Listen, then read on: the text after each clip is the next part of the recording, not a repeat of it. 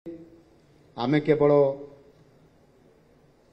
MOU sign करी चुपचाप होकर बसी ना अंतत आम सरकार एथिरे सक्रिय भाव रे काम करुछंती। गत सरकार अमल ये कार्यक्रम को सेमाने मध्य याकू आरंभ करथिले। मेक इन ओडिशा कॉन्क्लेव संस्करण 1 संस्करण 2 यही परि भाव रे सेमाने आरंभ करथिले, किंतु सेमाने तांकू ग्राउंडिंग करिवारे कौनसी ना कौनसी जगार विफल होते। केवल इमेज बिल्डिंग करबा पाई एवं प्रचार प्रसार करने कारण प्रचार प्रसार सीमित रहिला, किंतु वास्तवता शिल्प प्रतिष्ठा हो पारला नहीं। आज अनेक शिल्प मध्य रुग्ण अवस्था रे पहुंची जाइछि। शिल्प परिवेश अनुकूल आनिकी पहुंचाई देबा ये हूँ राज्य सरकार काम। तेबे जाई आमे आगु को जाई परिबा। एठी ए लघु उद्योग विभाग आमर मंत्री अछंती गोकुलानंद मल्लिक महाशय एवं शिल्प मंत्री मध्य अछंती आमर संपद चंद्र स्वाई महोदय एवं से मध्य ये शिल्पायन रे तांकर स्वतंत्र भाव रे केमिति आगामी दिन में आमर विजन अच्छी से कथा को से उपस्थापना करुथिले। वास्तविक भित्तिभूमि गोटे बड़ कथा। जो राज्य भित्तिभूमि नथिबो से राज्य को शिल्प आसीबा संभव नुह। और से दृष्टिकोण आज इंफ्रास्ट्रक्चर बा भित्तिभूमि आज आमको गोटे बड़ सहयोग आमको दउछि। आज सेथिपाई आमको भित्तिभूमि सहित एवं आमर एठी मिनरल बेस्ड स्टेट हितवा कारण आमको अधिक फलप्रद हवा। पोर्ट बेस्ड इंडस्ट्री करिबा पाई आमर एठी पोर्ट थिबा कारण आमको सहयोग मिलिबा एवं एठी प्रचुर जल संपद थिबा कारण मैन पावर थिबा कारण लैंड थिबा कारण एवं सर्वोपरि डबल इंजिन थिबा सरकार कारण ये जो गोटे अनुकूल परिवेश आज तैयारी हेछि एवं विभिन्न प्रकार इनसेंटिव सहित आमे समस्तंकु निजर बोले भावी आमे समस्त मिसिकी आमे ओडिशा को समृद्ध करिबा ए प्रकार जो कल्पना आमे करिसंती। आ सेहिति पई तो मोदी निजे जेते बेले Utkarsh Odisha make in Odisha conclave 2025 परिप्रेक्षी रे गत जनवरी 28 एवं 29 तारिख रे आसिकी आम पाखरे कथा रखिले। समस्त उद्योगी मानकर पाखरे कथा रखिले। सेथिरे बड़ उद्योगी माने भी थिले एवं लघु उद्योगी माने भी उपस्थित थिले। समस्त पाखरे से निजको ये मोदी गारंटी है कहीकरी आपण मान को गारंटी देकी से जाइछंती जे आपण माने आसंतु ओडिसा रे इन्वेस्टमेंट करंतु। संभावना राज्य ओडिसा रे आपण माननकु स्वागत अछि एवं सब प्रकार सहयोग दिया जेबार मध्य 100% प्रतिशत अछि। आ ये कथा को करिया पई से आज जाउछंती। क्षेत्र भित्तिभूमि दृष्टिकोण जदि देखिबा रेल क्षेत्र रे हो किबा आपनकर जातीय राजपथ कथा हो किबा राज्य राजपथ कथा हो एवं पोर्ट रो डेवलपमेंट कथा एवं सर्वोपरि आमे जो हमर एयर सर्विस कथा भी ये सब कथा ऊपर आज फोकस करा जाउछि। आ आगामी दिन रे अनेक सेथिरे आपण माने जोड़ी हिकरी अछंती जोड़ी भी हेबे। आ ये समयटा आम पाई समस्तंकर पाई गोटे भल समय। ये कालखंड भितर जदि आमे किछि करि परिबा नाही हुए तो आम परपीढ़ी आमको दोषी मुक्ति दे पारिबे नाही। आ सेथिपाई मोदी जी निजे से दिन कहितले समस्त को जे यही समय है सही समय है। और ये समय भितर आमको आगको जीवा पाई पड़िबो। एथिरे गोटिए कथा होउछि जे आमर राज्यर आर्थिक अभिवृद्धि जेभଳି भाबरे अभिवृद्धि हवा पाई जो प्रकार आमे स्वप्न देखिछु योजना करिछु एवं आज जो स्तर रे अछि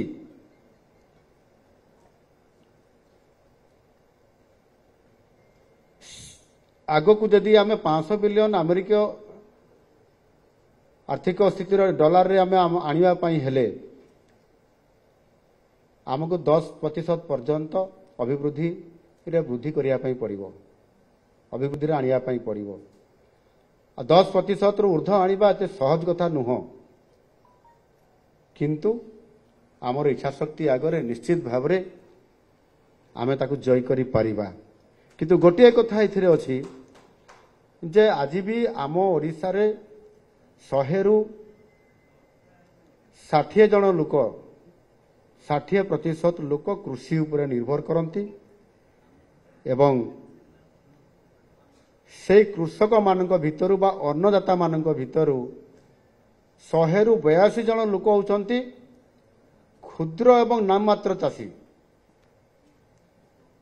ଏବଂ ସେମାନେ ଧୀରେ ଧୀରେ ଯେଉଁ ତାଙ୍କର ଲ୍ୟାଣ୍ଡ ବା ତାଙ୍କର ଚାଷ ଜମି ଖଣ୍ଡ ଖଣ୍ଡ ହୋଇକରି ଭାଇ ହେଲା ପରେ ପରିବାର ବଢ଼ିଲା ପରେ ଖଣ୍ଡ ଖଣ୍ଡ ହୋଇକି ଛୋଟ ଛୋଟ ହୋଇଯାଉଛି। ସେ ଦୃଷ୍ଟିକୋଣରୁ ଆମେ ସେଥିରୁ କେତେ ଆଶା କରିବା ଏବଂ ସେଥିରେ ଜିଡିପିରେ ତାଙ୍କର ଭାଗିଦାରୀ କେତେ ରହୁଛି, ସେଥିରେ ମାତ୍ର 21%ରୁ ବି କମ୍ ଅଛି। ସେ ଦୃଷ୍ଟିକୋଣରୁ ଯେଉଁଠି 60% ଲୋକ କୃଷି ଉପରେ ନିର୍ଭର କରନ୍ତି ଆଉ ଆମେ ସେମାନେ ଆମର ଏ ଜିଡିପିର ଭାଗିଦାରୀରେ ସେମାନଙ୍କର ଭୂମିକା ଯଦି ନେବା ତାହେଲେ ଆମେ ଯେତେ ଚେଷ୍ଟା କଲେ ମଧ୍ୟ ନାମମାତ୍ର ଏବଂ କ୍ଷୁଦ୍ର ଚାଷୀ ଆଉ କିଛି ତ ଆପଣଙ୍କର ଭୂମିହୀନ ଚାଷୀ ବି ଅଛନ୍ତି।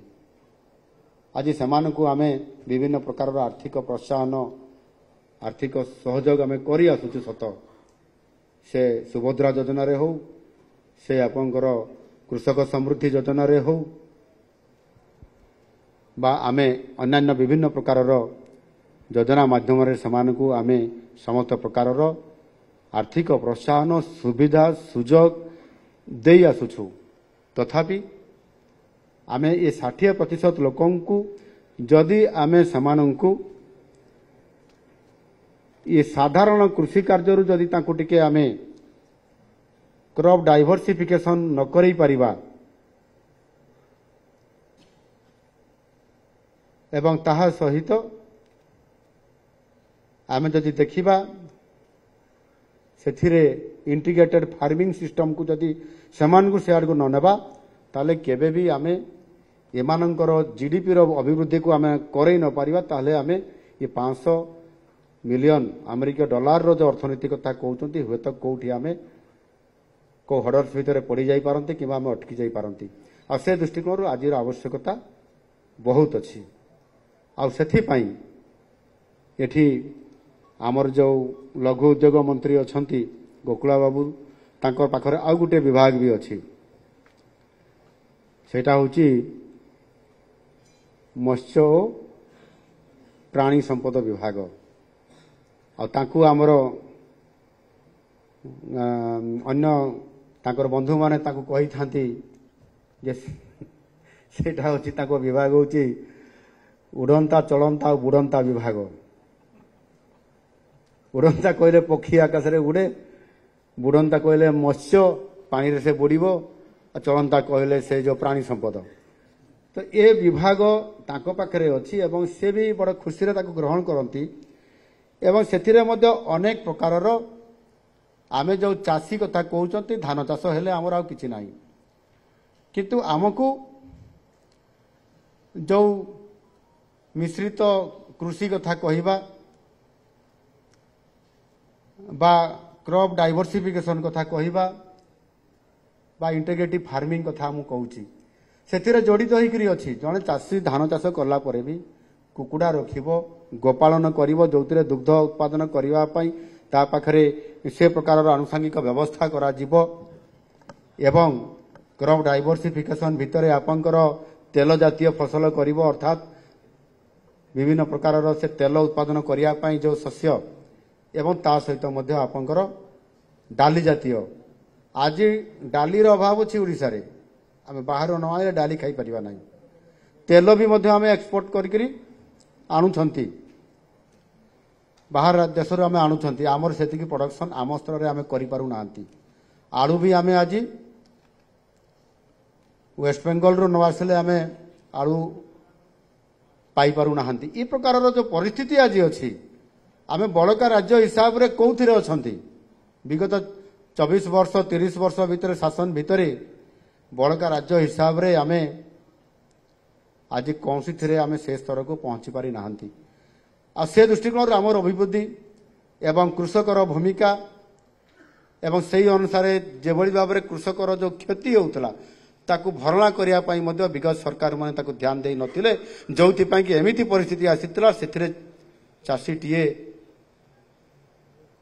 हाथ ऋण आणिकी मरुड़ी रे किंबा कौन सी बात्या समय किंबा बन्या समय ताकू मुकाबला करि न पारिकरी तार क्षति सहूला ऋण सुझी पारुनता से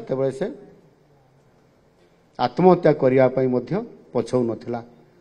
आज आम सरकार आसीबार मात्र 1 वर्ष भितर कृषि क्षेत्र में चाषी आत्महत्या करिवार गोटे भी आपण कौन सी जगार न्यूज किंबा आपण पाखरे खबर भी नथिबो अर्थात तार गोटे आज परिवर्तन हेछि। आज मोदी जी पीएम किसान माध्यम रे आम सरकार आज सीएम किसान माध्यम रे आज आम कृषक समृद्ध योजना माध्यम रे आज इनपुट असिस्टेंट पर क्विंटाल 800 टंका माध्यम रे एमएसपी सहित आम 3100 टंका पर क्विंटाल रे देवा द्वारा जो परिवार को आर्थिक अभिवृद्धि करने से आर्थिक सच्छलता आने से परिवार को अर्थ जाइछि एवं जो परिवार रे कृषि अच्छी से परिवार रे भी आमर सुभद्रा योजना से परिवार को पहुंची पारी जड़े महिलाटे बा भौणीटे सी भी सुभद्रा योजना आर्थिक साहाय्य सरकार तरफ सुभद्रा योजना पाई ये सबक जदि मिसेबा आज गोटे परिवार को 58,000 टंका युक्त होते टंका आज आम देचु आ जो कि चाषी आज खुशी अच्छी एवं से नुआ खाई अवसर जिते बड़े आम सीएम किसान देवाई गलु ता गोटे दिन पूर्वर गणेश पूजा दिन आम 1,041 कोटी टंका 52 लाख चाषी को आम आर्थिक सहायता प्रदान करलु। ये खरीफ ऋतु सहित रवि ऋतु को आम से किभली भाव में तांकर आर्थिक अभाव को पूरण कर चाष क्षेत्र में एक अग्रणी भूमिका ग्रहण करेंगे किंतु क्रॉप डाइवर्सिफिकेशन माध्यम जदि सामान को आम डाइवर्ट न करिबा एवं सही अनुसार इंटीग्रेटेड फार्मिंग आड़ को जदि आम न नेबा ताले निश्चित भाव में आगामी दिन में आम जो लक्ष्य रखिकी आगु जाउछंती ये केबे भी आगो को आम जाई पारिबा नाही एवं सेथिरे जीडीपी रे आम धीरे धीरे पछई जिबा और से दृष्टिकोण निश्चित भाव में कृषि को मध्य एक कृषि अर्थभित्तिक अर्थनीति कृषि भित्तिक अर्थनीति आम मिश्रित अर्थनीति आम आड़ को जीवाई पड़ो अर्थात we have to move from an agrarian economy to a mix economy आ यार गुरुत्व आज दिन में बहुत अच्छी एणु से दृष्टिकोण किंतु आज कृषि क्षेत्र में जेभली भाव में कृषि अधिक यांत्रिकरण हवा एवं सेथिरे धीरे धीरे श्रमर चाहिदा कमी जाउछि आम मेसीन रे काम कले आउ जो भूमिहीन चाषी जो माने कृषि उपर निर्भर करती अर्थात से कृषि श्रम करी रोजगार करी परिवार को चलांती तांकर काम धीरे धीरे कमी जाउछि कहीं आम आधुनिक जंत्रपाति द्वारा लगाउछंती एवं एबे कृषि क्षेत्र में मध्य आम आर्टिफिशियल इंटेलिजेंस टेक्नोलोजी रो प्रयोग पर आम गोटे पटे बढ़ुचु किंतु अन्य पटे आमर लोक मानकर जो आय ताकू मध्य कमाइबारे भी बड़ भूमिका ये जाउछि एणु से भली क्षेत्र में आज जो पिलाटी एजुकेशन रे फास्ट होउछि एवं जेतेबेले से पाठ पढ़ी सारी आसिकी जेतेबेले से गाँ को आसुछि से चाष करी काम करिया पई से केबे भी सामना को आसु नाही एणु निश्चित भाव में सेठी आमको कृषि क्षेत्र काम धीरे धीरे संकुचित होउछि इंडस्ट्री को प्रमोशन करवा एवं ताकू सफल न हवा जदि ताले आमको गोटे बहुत बड़ से क्षति सहिबा पई पड़िबो आउ से दृष्टिकोण किभली भाव में आमे जोटी एआई काम लगुच से जगार आम बड़का जो श्रम रोचे प्रोडक्टिव इकोनॉमिक एक्टिविटी रे विनियोग करै पारिबा ताहार गोटे मध्य आज दिन में बड़ आह्वान आम पई अछि एणु निश्चित भाव में make in Odisha Utkarsh Odisha make in Odisha conclave आसिला परे हमको बहुत बड़ गोटाए आशार संचार होईछि। आउ एथिरे आमे केवल एमओयू साइन करी चुपचाप होकर बसी नाहु, अंततः आम सरकार एथिरे सक्रिय भाव में काम करुछंती।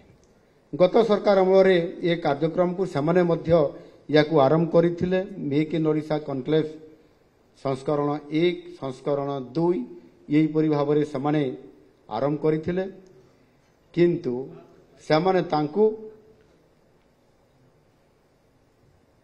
ग्राउंडिंग करिबारे कौनसी ना कौनसी जगार विफल होते। केवल इमेज बिल्डिंग करबा पाई एवं प्रचार प्रसार करबा कारण रु प्रचार प्रसार सीमित रहिला, किंतु वास्तवता शिल्प प्रतिष्ठा हो पारला नहीं। आज अनेक शिल्प मध्य रुग्ण अवस्था पहुंची जाइछि। एणु एबे किंतु आमे सक्रिय रहिबा कारण सेथिरे आमे याकू गुरुत्व देइछु एवं सेथिपाई ग्राउंड ब्रेकिंग करैबारे 1,80,000 कोटी टंका को पहुंची सारिछु। 1,10,000 युवकों को आमे नियुक्ति देवा पाई सुनिश्चित कर सारिछु एवं सेथिपाई आमे विशेष करिकरी